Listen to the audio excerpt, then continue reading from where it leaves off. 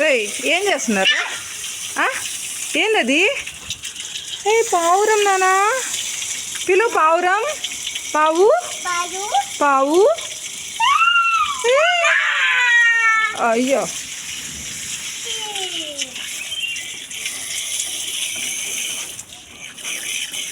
పావురం నీళ్ళు పోస్తున్నావా?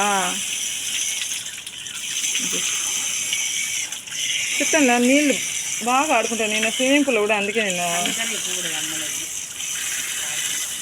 నీళ్ళు వేస్ట్ అవుతాను. అసలు డిమాండ్ ఎక్కువ ఉంటుంది కదా ఏరియాలో ప్రాబ్లం లేదు, అందుకనే ధైర్యంగా రమ్మని, లేకపోతే నేను